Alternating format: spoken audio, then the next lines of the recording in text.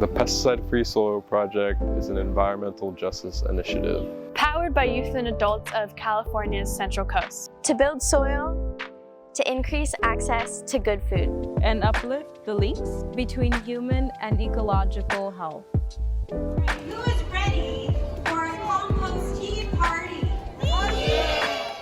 Hi, my name is Florencia Ramirez and I am with the Pesticide-Free Soil Project, which is a smaller project under the umbrella organization of the Encampment for Citizenship. The Pesticide-Free Soil Project is a group of youth, mainly, who are here locally in Ventura County and find an interest in caring about the environment and, of course, the community as well. Because the soil that's underneath the grass. I'm the project director and the head manifester of this idea of the Compost Tea Party. We work with young people in the community who've gone through the Encampment for Citizenship to help organize the Compost Tea Parties. You are part of the solution. You are building soil. We have transformed the old way of doing things, which is using chemical-based fertilizers and chemicals to treat land, and instead are building soil. And we're building consciousness, and we're building activism by doing that with the Compost Tea Party. The idea came to be that, we really need to help our students be involved with their earth and protecting the soil so that in future years, in their generation, that they can have a productive land and productive soil. So what we're doing here today is we've partnered with different organizations to bring awareness about how each of these elements come to be to help our soil, to help regenerate productive and healthy soil. Hi, my name is Veronica Rauschenberger and I'm the Executive Director for Education and Innovation in the Rio School District. So the Compost Tea Parties have really helped us build momentum around environmental education. Over the course of the few years that we have been hosting the Compost Tea Party, all of our schools have participated in one way or another and have grown different programs to impact student learning around environmental science. And what that has resulted in is our 2023 distinction of the California Green Ribbon Award. And we're really excited because that momentum will continue to grow and open up doors for additional partnerships so that we can work together to help our school model and be a pillar in the community as it relates to building healthy soils and healthy areas for students to play. Hi, my name is Joaquin and I'm an intern at the PFSP and I'm doing Compost Tea Party with the school.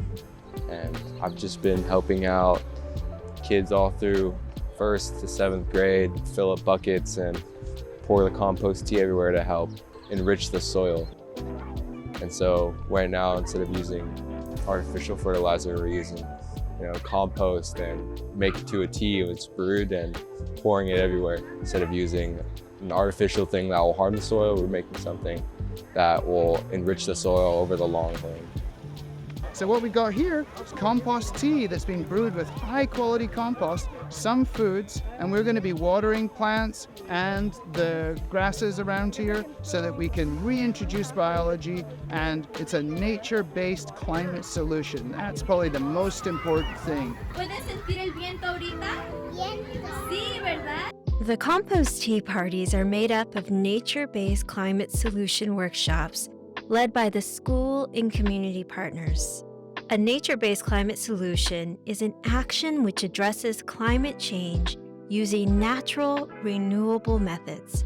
For example, tree planting or composting workshops teach nature-based solutions that draw down carbon from the atmosphere.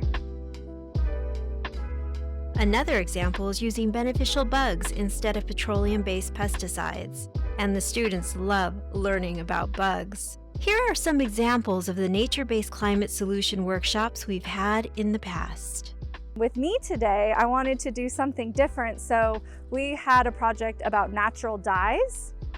And I taught the students that if you take avocados, regular food scraps from your house, and you boil the avocado in water, the dye gets extracted from the peels of the avocado and it will dye a cloth pink. We used indigo, which is derived from a plant, and that turned everything blue, including my hands. And we used hibiscus flowers that made like a pinkish tea, and it's actually turning a little bit purple now. So the students were able to dye tea towels and learn about natural dyes. My name is Yesenia Gonzalez. I'm an intern here with the Pesticide-Free Soil Project. And what I'm doing here along with other interns, Melissa and Piper, we're running a workshop today and asking the students what they see in their community, what the problems they see. This can be around the pesticides or the lack of organic food in their community. We're also asking them where does their food come from. And I'll start you off with the beginning, right? We'll do Dear City Council. So we'll do all of that. The workshop, so we came up with this idea to write letters to the city council to ask them to stop spraying pesticides on parks next to schools. And then we came up with a template for the students to use. Talked about what the city council is and what it does. And then we got them started on the actual writing. The area that I'm leading is right behind me. We're doing what's called sheet mulching. And so to keep the weeds down around the gardens, what we do is we put cardboard down and we overlap the cardboard, and then we put mulch over the top. So it keeps the moisture in the soil, so we get lots of microbial activity and we keep the weeds down, but also it keeps the moisture there so that way we don't have to water as much. We get to reuse the cardboard and we get to do a good job for the gardens. Overall, this event is mainly focused on educating kids and getting kids excited about the environment and food and understanding where our food comes from, and also how to nurture the earth, specifically the soil, which is a really important part of our whole ecosystem. The Compost Tea Party, the next vision of it is really that it's a project that can be duplicated anywhere in the world, whether it's a school district or it's a park, a playground, areas in front of county or city buildings, different municipalities. Anywhere that there is any kind of landscape, you can have a Compost Tea Party.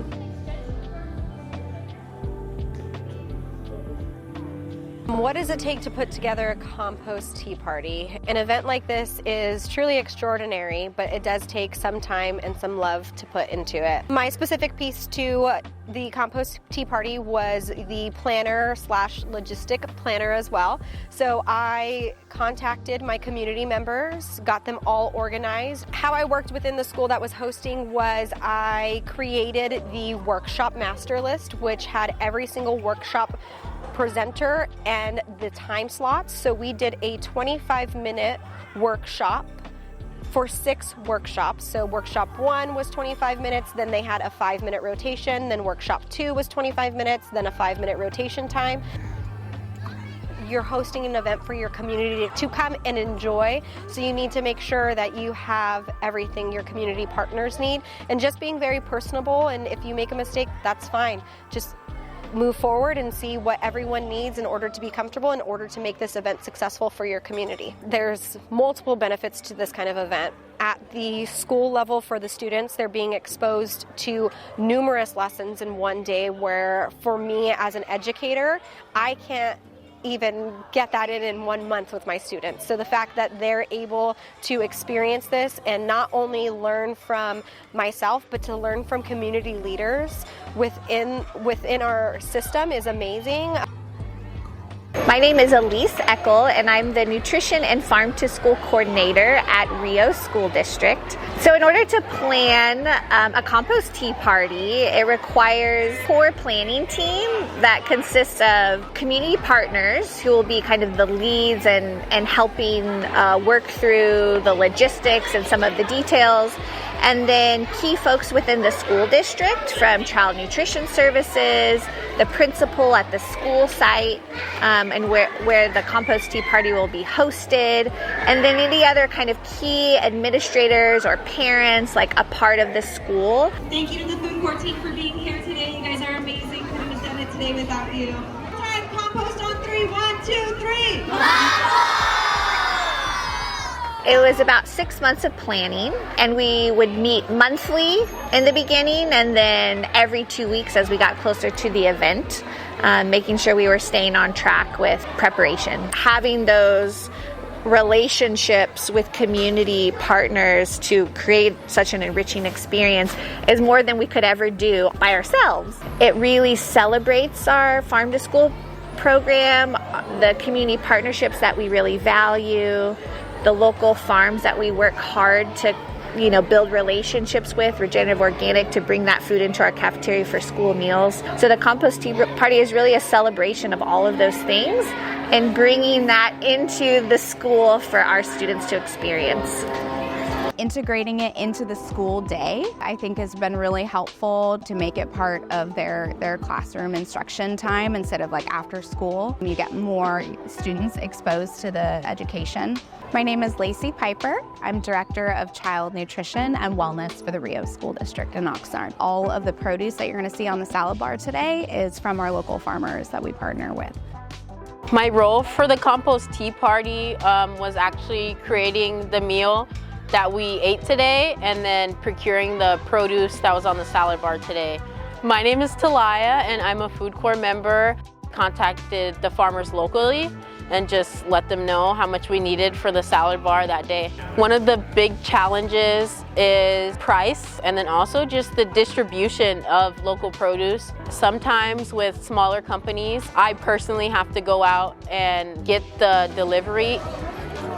The kids had so much fun today, and they also just got to connect with our community members. I mean, I was working with our farmer Edgar, and he brings produce to our schools, and the fact that he actually got to meet a lot of the kids today, it was amazing, and they had a lot of questions for him, and it was just so fun.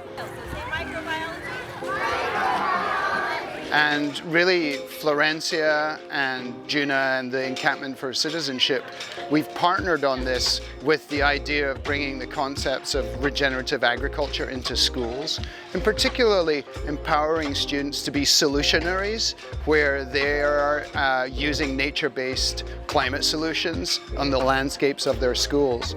So the question is, what's in the compost tea? And so the most important thing is that it's good quality compost. So compost tea is something that you have to make yourself. It's not something that's shelf stable. You can't go to a store and buy it because it's full of biology. So you need to find somebody who's composting.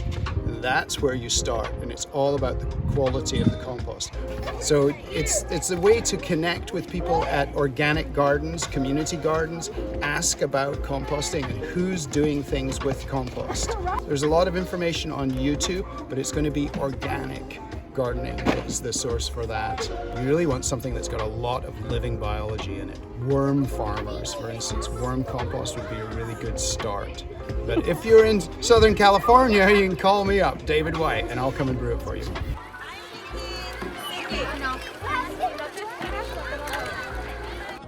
It's so worth it because to empower people with solutions, immediately the kids at this school felt like they are making a difference, because they are. And so are those teachers. And that is what we need to build, is that feeling of empowerment in a time when it feels so heavy, that the problems are too looming, too big to tackle, but we can do it. We could do it one playground at a time, and one cafeteria at a time, and one park at a time. It just takes each of us to do more than what we're doing now. And thank you so much for considering to put together a compost tea party in your school or in your community.